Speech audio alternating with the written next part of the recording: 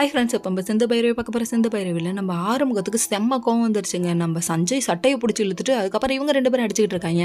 அந்த டைம் பார்த்து நம்ம ஆறுமுகம் சொன்ன டைலாக்கை பார்க்கணுமே, என்ன ஒரு முகத்தில் பார்த்துருப்ப, 2 முகத்தில் பார்த்துருப்ப, 6 முகத்தில் பார்த்ததே இல்லையே, இது எங்கேயோ கேள்விப்பட்ட மாதிரி இல்லை, 1 சாமி 2 சாமி 3 சாமிங்கிற ஏஹே நாங்கள் சாமியிலே பார்த்தாச்சுப்பா அப்படிங்கிற மாதிரி ஆயிடுச்சு.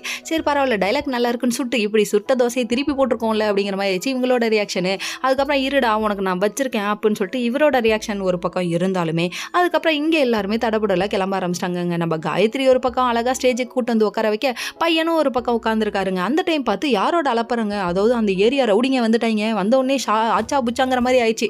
அதுக்கப்புறம் ஆறுமுகத்தோட கையும் காலையும் அடக்க முடியுமா? வாய்ப்பே இல்லை ராஜா. நம்ம கில்லி நம்ம தலைவருக்கு எப்படி கபடி பாட்டை கேட்டாலும் கபடியை பார்த்தாலே அடக்க முடியாதோ காலை, அதை மாதிரி இவரையும் அடக்க முடியாதுங்க. அதனால அடுத்தடி இறங்கிட்டாரு. இறங்கினோடனே ஆறுமுகத்தை போட்டு தள்ள ஆள் அனுப்புன நம்ம சஞ்சய் அப்படின்னு கண்ணை காமிக்க, நில்றா கண்ணை காமிக்கிறேன் தான் வந்து தடுக்கிறேன் பாருன்னு சொல்லிட்டு சிவா அடிச்சாரு பாருங்க ஒரு அடியை.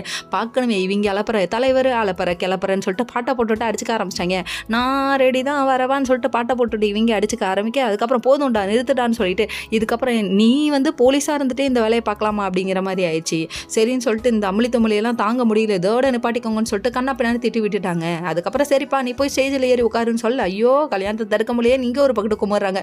பையனை போய் புது வேஷ்டி கட்டிக்கிட்டு வர சொல்ல, பையன் ஒரு பக்கம் பைந்தாங்கொழியாக இருப்பார் போல. ஏப்பா தனக்கு பிடிச்ச பொண்ணு கொண்டுனா வீரமாக எந்திரிக்க இல்லையா, சீக்கிரம் எந்திரிப்பா அப்படிங்கிற மாதிரி ஆச்சு. ஆக மொத்தத்தில் பையனை கடத்த போகிறாங்க. ஓகே.